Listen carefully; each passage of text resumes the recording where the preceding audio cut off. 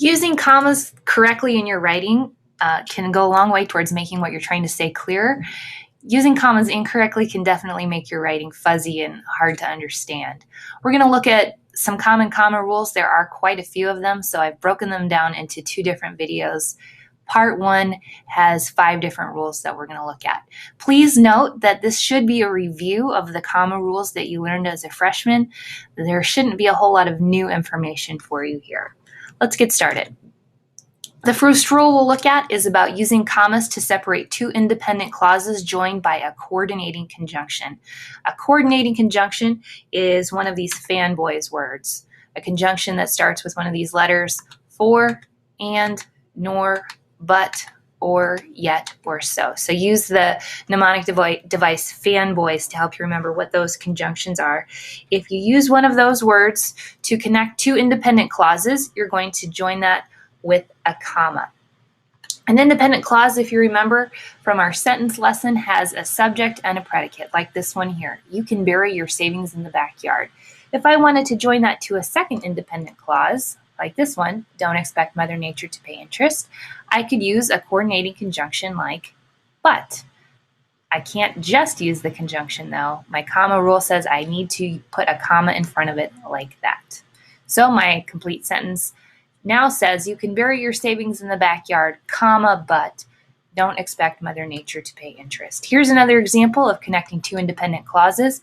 I'm going home tomorrow, coordinating conjunction, and I'm never coming back. So I know I need a comma before the conjunction.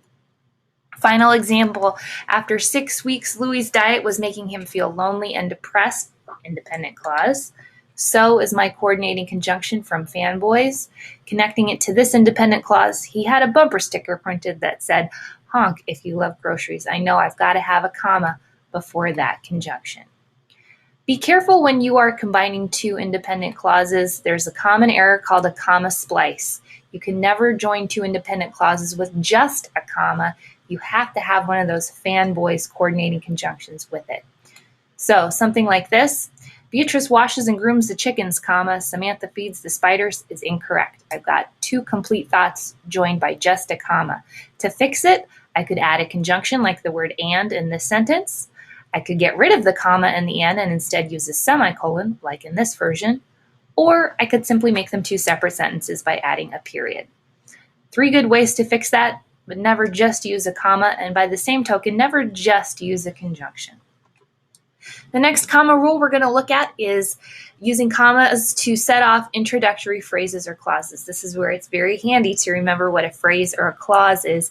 If you need a review, go back and look at the video on sentences. Here's an introductory clause. After we had finished our laundry, it's a dependent clause. It has a subject, we, and it has a predicate, had finished our laundry, but it can't stand by itself as a complete thought.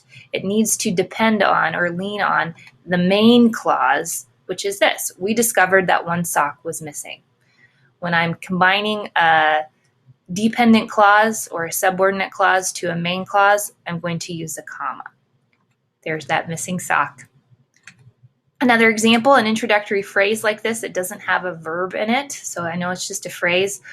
According to the owner of the Hall Laundry House, here's the main clause, the main gist of the sentence. Customers have conflicting theories about missing laundry. I'm going to put a comma before that main clause to separate the phrase. And then here's the final example of an introductory phrase. For example, one man claims his socks make a break for freedom when no one is watching the dryers. Separate that phrase with a comma. The next rule talks about separating non-essential phrases and clauses. Be careful not to set off phrases or clauses that are essential to the meaning of the main clause. Let's look at some examples. Joe Medusa is this year's champion cow chip tosser. There's the main clause of that sentence. There's my subject and my predicate. I could have another non-essential clause in the middle of this sentence like this: who won the jalapeno eating contest last year. Since that section in pink has no impact on the meaning of the main clause, the fact that he can eat a lot of jalapenos doesn't really correspond to how many cow chips he can toss or how far he can do that. They're not related, so I got to separate them by commas on either side. In this case, though, That clause in pink is essential to the meaning of the sentence. He looked worse than my friend who gets his clothes from the lost and found at the bus station. The clause in pink is helping me to identify which friend I'm talking about, so it's essential. It's the friend who gets his clothes from the lost and found, not the one who shops at the Gap or who wears hand-me-downs. It's this particular friend. Let's look at some more examples of essential and non-essential phrases and clauses. These are essential. The storm that destroyed Mr. Peartree's outhouse left him speechless with anger. I'm trying to figure out which specific storm it was. I need that information. It's essential, so no commas. The movie now showing at the Ritz is very obscene and very popular. Again, it's helping me identify which specific movie. It's essential information, so I'm not going to use commas. These are non-essential examples. Black widow spiders, which eat their spouses after mating, are easily identifiable by the orange hourglass shape on their abdomens. The fact that they eat their spouses is not really related to the orange hourglass shape, so it's a non-essential clause there, so I can use commas to separate it. The jukebox, now reappearing in local honky-tonks, first gained popularity during the 1920s. Again, the phrase in pink there is not related to the main clause about it gaining popularity in the 1920s, so I'm going to separate it with commas.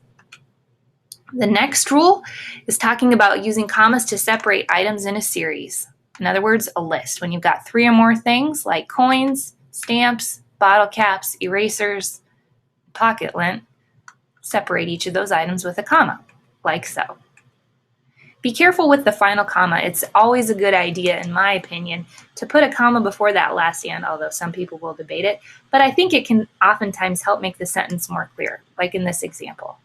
Please buy the following pints of ice cream: strawberry, peach, coffee, vanilla, and chocolate swirl. Well, how many pints of ice cream am I supposed to buy? 4 or 5? Do you want me to get chocolate swirl ice cream or vanilla and chocolate swirl? Adding that comma can help make that clear, and now I know for sure that I've got to buy 5 pints of ice cream. Finally, use commas to separate adjectives of equal emphasis that modify the same noun. These are otherwise known as coordinate adjectives. 2 adjectives in a row that are talking about the same noun. She finally moved out of her cold, dark apartment. Put a comma between the 2 adjectives. In this case, I wouldn't put a comma. He called from a convenient telephone booth. Even though telephone in this case is technically an adjective being used to modify booth, we think of telephone booth as one thing, as a noun unit there. So there's really only one adjective, convenient, modifying the noun phrase telephone booth. So to review, we talked about using commas in independent clauses, introductory phrases and clauses, non-essential phrases and clauses, items in a series, and coordinate adjectives or adjectives of equal emphasis. If you'd like a more detailed explanation, check out pages 576 through 579 in your textbook.